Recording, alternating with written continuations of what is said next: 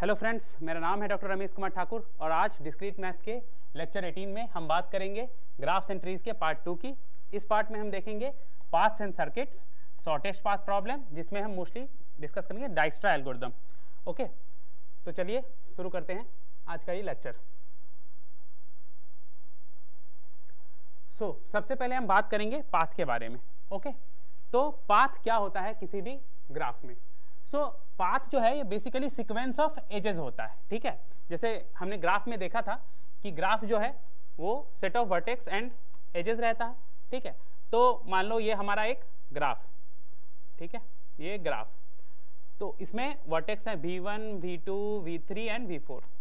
तो पाथ जो होता है वो होता है कि एजेस का सीक्वेंस। जैसे हम कहेंगे कि V1 से लेके V4 के बीच में पाथ क्या है, तो वो हो गया ये वाला एज, ये वाला, देन ये वाला एज। तो सीक्वेंस ऑफ एजेस, इसे ही कहते हैं हम पाथ, राइट। और पाथ जो है क्यों जरूरत पड़ती है हमें, कनेक्टिविटी समझने के लिए। अगर किसी ग्राफ में हम कनेक्टिविटी समझते हैं कि ग्राफ कनेक्टेड है कि नहीं, उसके लिए हमें पाथ की जरूरत पड़ती है।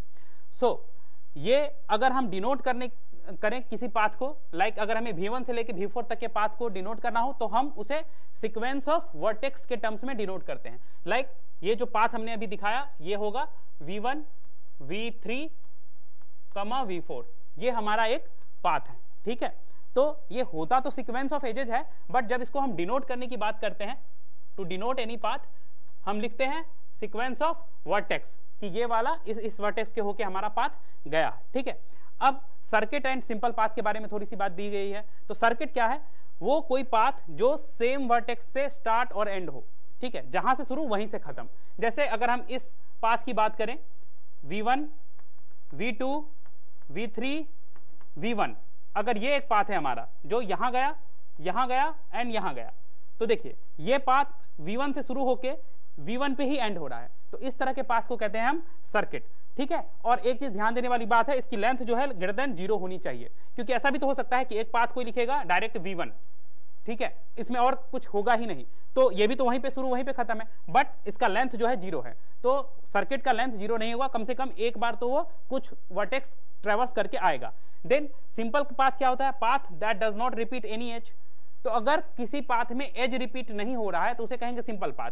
जैसे अगर हम इसी पाथ को थोड़ा सा और एक्सटेंड करें, लिखें फिर V3 एंड V4, तो ये वाला एक सिंपल पाथ नहीं कहलाएगा, क्योंकि V1 से V2, V2 से V3, V3 से V1, फिर V1 से V3 एंड V3 से V4, तो ये वाला जो एज है ये 2 बार रिपीट हो गया, तो ये सिंपल पाथ नहीं है। मगर हमने स्टार्टिंग में जो लिखा था V1, V3, V4, ये वाला, इसमें कोई एज रिपीट नहीं हो रहा है, एक बार ये जा रहा है, एक बार ये जा रहा है, तो ये वाला जो है ये एक सिंपल पाथ है। ठीक है, देन सिंपल सर्किट, तो जैसा सिंपल पाथ का है वैसा ही सिंपल सर्किट का है, कि अगर कोई सर्किट एज रिपीट नहीं कर रहा है तो उसे हम सिंपल सर्किट कहते हैं। अब सर्किट किसे कहते हैं हमने देख लिया था, अगर starting and ending vertex same हो तो वो सिंपल सर्किट हो गया। अब उसी में अगर रिपीटिशन नहीं हो किसी भी एज का तो वो सिंपल सर्किट हो जाता है। ठीक है, और पाथ ऑफ लेंथ 0 क्या होता है, अगर एक सिंगल वर्टेक्स हो तो उसे हम पाथ ऑफ लेंथ 0 कहेंगे। जैसा हमने बोला था कि अगर हम केवल V1 लिखे तो ये पाथ ऑफ लेंथ 0 कहलाएगा। ठीक है,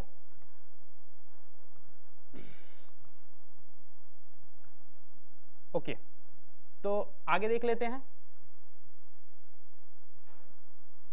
हाँ, अब हम एक सिंपल ग्राफ में यहां दिखाया गया है कि क्या क्या पाथ है, क्या क्या सर्किट है। तो हमने लास्ट वाले वीडियो में भी, लास्ट जो हमने स्लाइड देखा था उसमें भी सारी चीजें देख ली थी, तो वही एक दो और एग्जांपल यहां पे देख लेंगे।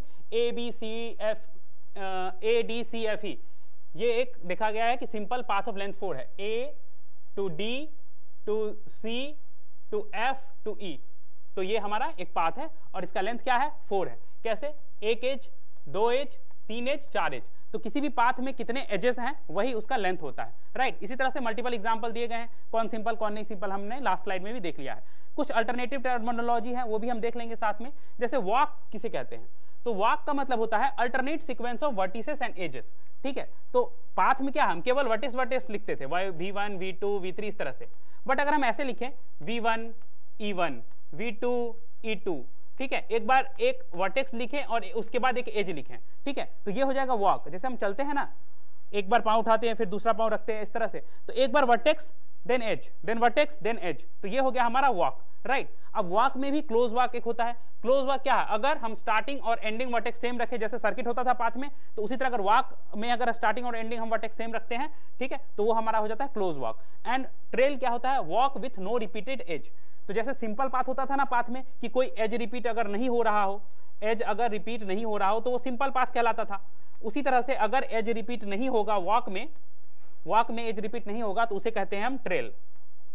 ठीक है, तो यही बस थोड़ा सा टर्मिनोलॉजी का डिफरेंस है। यही है कि ट्रेल में जो है वर्टेक्स के साथ एज भी ऐड हो जाते हैं, तो पहले vertex then edge then vertex then edge, इस तरह से हमारा वॉक बनता है। और उसमें ही वॉक का ही दो डिफरेंट वर्जन है, क्लोज वॉक एंड ट्रेल।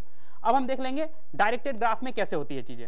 तो डायरेक्टेड ग्राफ में भी अनडायरेक्टेड ग्राफ की तरह ही चीजें रहती हैं। ठीक है, कि हम path of length n from u to v क्या है, एजेस होंगे e1 e2 en। ठीक है, और डिनोट तो करेंगे उसको भी हम वर्टेक्सेस से। ठीक है, तो बाकी सारी चीजें सेम ही रहती है जैसे अनडायरेक्टेड ग्राफ में होता है, कुछ और अलग नहीं हो जाता है, बस यहाँ पे एक डायरेक्शन वाला मैटर आ जाता है। ठीक है, तो वो चीज बस अलग हो जाती है। यहाँ भी क्या है, साइकिल या सर्किट किसे कहेंगे, जो पाथ का लेंथ जो कम से कम 0 से बड़ा हो और सेम वर्टेक्स पे स्टार्ट और एंड हो, उसको कहेंगे साइकिल या सर्किट। और सिंपल पाथ या सिंपल साइकिल यहाँ भी वही है कि अगर कोई भी चीज में सिंपल वर्ड जोड़ दिया मतलब वहां पे एज जो है वो रिपीट नहीं हो रही है। तो अगर एज रिपीट ना हो तो हम उसे कहेंगे सिंपल पाथ या सिंपल साइकिल। तो आई होप आप लोग समझ गए होंगे वॉक क्या है, पाथ क्या है, डायरेक्टेड और अनडायरेक्टेड दोनों तरह के ग्राफ में कैसे वॉक और पाथ को हम डिनोट करते हैं। ठीक है, तो चलिए आगे देख लेते हैं। ओके, सो अब आता है शॉर्टेस्ट पाथ प्रॉब्लम। तो शॉर्टेस्ट पाथ प्रॉब्लम किस तरह का प्रॉब्लम है वो पहले समझ लेते हैं। तो जब हम वेटेड ग्राफ की बात करते हैं, अभी तक हमने जो भी ग्राफ की बात की है उस पे वेट नहीं था, क्योंकि कोई भी जो ग्राफ हमारा था, लाइक अगर v1 हो, v2 हो, v3 हो, v4 हो, मान लो ये हमारा एक ग्राफ था। ठीक है, तो इसमें कहीं भी किसी भी एज पे कोई भी वेट नहीं लिखा हुआ था, कोई नंबर नहीं लिखा हुआ था। ठीक है, ये वेट कुछ भी हो सकता है। जैसे अगर हम एयरलाइन सिस्टम की बात करें तो हमारे वर्टेक्स क्या क्या सिटीज हो सकते हैं और फ्लाइट्स एजेस हो सकते हैं। एजेस जो है वो फ्लाइट है कि यहां से यहां कनेक्ट है ये सिटी। बट वेट क्या क्या हो सकते हैं, जैसे डिस्टेंस हो सकता है, टाइम हो सकता है। जैसे यहां लिखा हुआ डिस्टेंस की दो सिटी के बीच में ट्रेवल टाइम, डिस्टेंस कितना है, टोटल ट्रेवल टाइम क्या है वो वेट हो सकता है, कॉस्ट कितना लग रहा है, भाड़ा कितना है वो वेट हो सकता है। तो अगर हम वेटेड ग्राफ की बात करते हैं कि जहां पे एज के ऊपर एक वेट एसोसिएटेड है, जैसे मान लो यहाँ पे 2 3 5 4 इस तरह से हमने कुछ नंबर्स लिख दिए, जो नंबर डिनोट करते हैं कि उस एज के साथ कितना वेट लगा हुआ है, यानी उस एज को ट्रैवर्स करने में हमें कितना कॉस्ट पड़ेगा। तो इस तरह के ग्राफ को हम कहते हैं वेटेड ग्राफ। और जब हम वेटेड ग्राफ की बात करते हैं तो वहां एक शॉर्टेस्ट पाथ का प्रॉब्लम आता है कि किसी सेम जगह से दूसरी जगह जाने के लिए मल्टीपल पाथ हो सकते हैं, तो उसमें सबसे कम वेट वाला जो पाथ होगा उसको अगर हम फाइंड करें तो उसको कहते हैं शॉर्टेस्ट पाथ प्रॉब्लम। तो वही हम देखेंगे शॉर्टेस्ट पाथ प्रॉब्लम में। और पाथ लेंथ क्या होता है, sum of edge weights along the path. और जो हम जितने भी उस पाथ के अकॉर्डिंग हम जब चलेंगे, सपोज हमने चला, हम v1 से गए v2 पे फिर v3 पे, मान लो v1 v2 v3, ये हमने एक पाथ बनाया, तो इसका पाथ लेंथ या टोटल वेट कितना होगा, पहले v1 से v2 में आने में कितना लगा 3, प्लस v2 से v3 जाने में कितना लगा 5, तो टोटल पाथ लेंथ कहें या वेट ऑफ दैट पाथ कहें तो 8। तो इस तरह से हम पाथ लेंथ या पाथ वेट कैलकुलेट करते हैं। ठीक है, तो चलिए इसके सबसे जो इंपॉर्टेंट एल्गोरिदम इसमें हम पढ़ेंगे वो है डायस्ट्रा एल्गोरिदम। ठीक है, तो शॉर्टेस्ट पाथ प्रॉब्लम में वही सारी चीजें यहाँ पे दी हुई है, कुछ और एग्जांपल्स हैं कि एयरलाइन सिस्टम कंप्यूटर नेटवर्क में क्या क्या चीजें डिनोट करती है, ये हम ऑलरेडी देख चुके हैं, ये पूरा थ्योरी वाला पोर्शन है। ओके, नाउ हाँ, डायस्ट्रा एल्गोरिदम हम देख लेंगे कि कैसे शॉर्टेस्ट पाथ कैलकुलेट करता है। तो डायस्ट्रा जो थे हमारे बहुत ही फेमस साइंटिस्ट 1959 में, एडगर डायस्ट्रा, इन्होंने ग्रीडी अप्रोच बनाया था शॉर्टेस्ट पाथ के लिए। ओके, इन्होंने एक ग्रीडी अप्रोच बनाया था शॉर्टेस्ट पाथ के लिए। और ग्रीडी अप्रोच क्या कहता है, कोई भी चीज कम से कम में, कोई भी चीज जब हम वो एल्गोरिदम अप्लाई करते हैं कि हम सब कुछ मिनिमम लेते हुए आगे बढ़ते हैं तो ग्रीडी अप्रोच हो जाता है।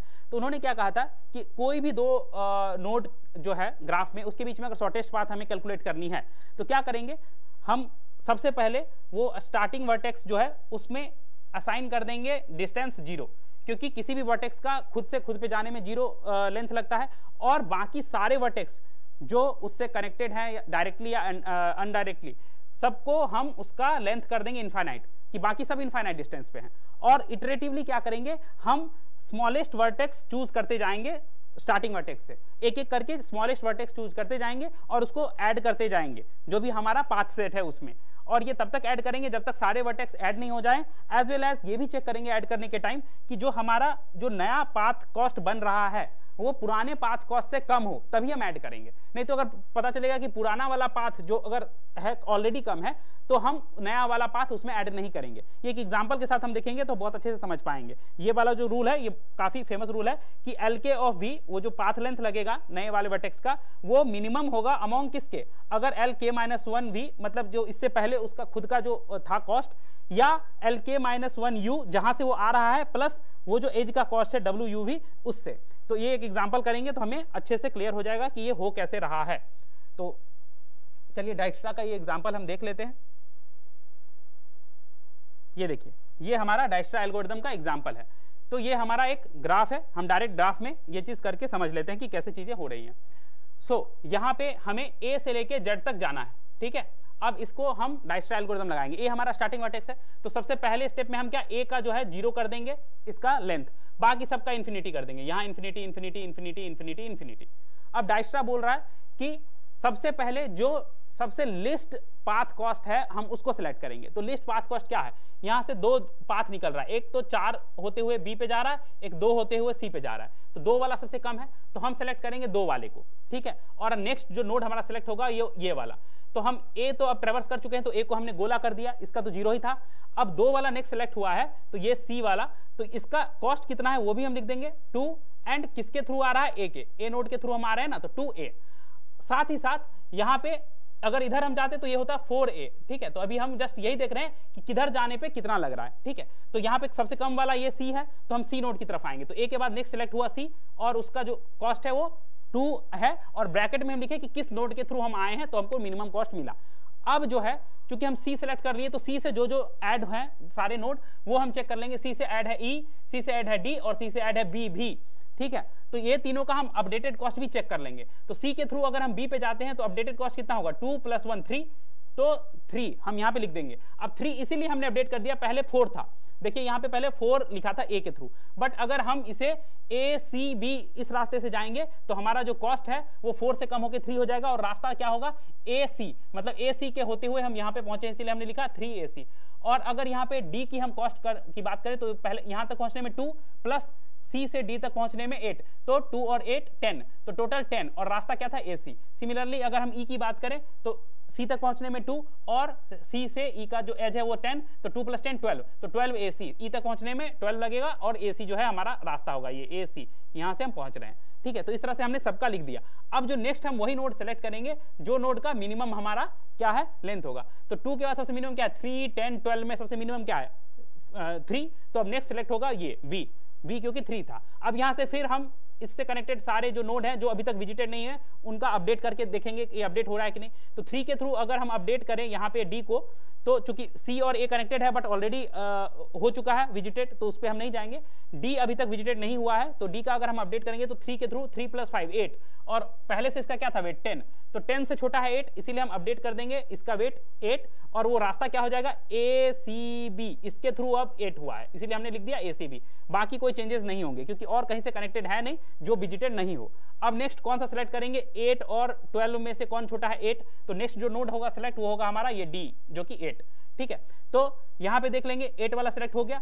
अब देखेंगे D के थ्रू जो कनेक्टेड नोड है वो कम कर रहा है कि नहीं पहले से जो वेट है उसको, या जो नया कोई भी नोड हो उसका नोड हम जो भी अपडेटेड होगा अपडेट कर देंगे। तो D से कौन कौन कनेक्टेड है जो विजिटेड नहीं है अभी तक, तो E और Z अभी तक विजिटेड नहीं है, तो E का जो है हम वेट चेक करेंगे कितना हो रहा है D के थ्रू। यहाँ तक पहुंचने में 8 लग रहा है, और 8 + 2 10, E तक वेट जो है हमारा 10 बन रहा है, पहले से क्या था 12, तो हम अपडेट कर देंगे क्योंकि 10 छोटा है, तो जो वेट हमारा छोटा बनेगा उसको हम अपडेट कर देंगे, और रास्ता हमारा हो जाएगा ACBD। क्यों, क्योंकि हमें D तक पहुंचने में क्या क्या लगा था ACB, और चूंकि D के थ्रू हम यहां तक E पे आए हैं तो ACB के बाद D, तो देखिए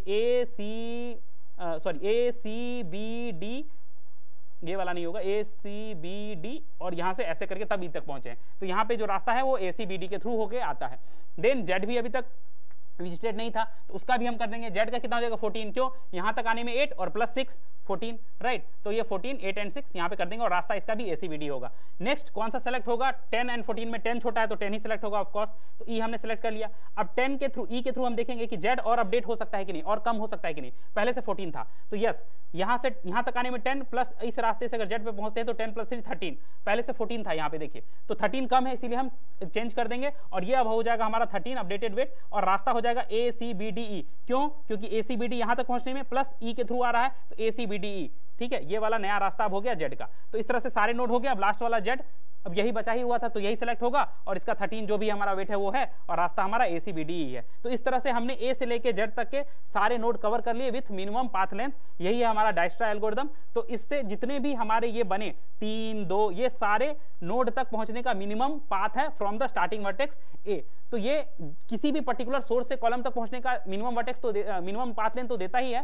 साथ ही साथ कौन सा पाथ है वो भी देता है, एज वेल एज वो उस रास्ते में चलते हुए जितने भी नोड मिलते हैं सबका मिनिमम दे देता है फ्रॉम द सोर्स वर्टेक्स। ठीक है, अब बस लास्ट में थोड़ी सी टाइम कॉम्प्लेक्सिटी की बात कर लेंगे। तो big O of n square जो है डायस्ट्रा की टाइम कॉम्प्लेक्सिटी होती है। ओके, और इस तरह से हम देख रहे हैं कि कैसे डायस्ट्रा एल्गोरिथम किसी भी पर्टिकुलर ग्राफ में शॉर्टेस्ट पाथ ढूंढ के दे देता है। वही यहाँ पे दिखा गया है कि ACBDE जो है वो A से Z तक का शॉर्टेस्ट पाथ है और शॉर्टेस्ट पाथ लेंथ जो है 13 है। राइट, तो आई होप आप लोग ये वीडियो समझ में आया होगा। Thanks for watching the video.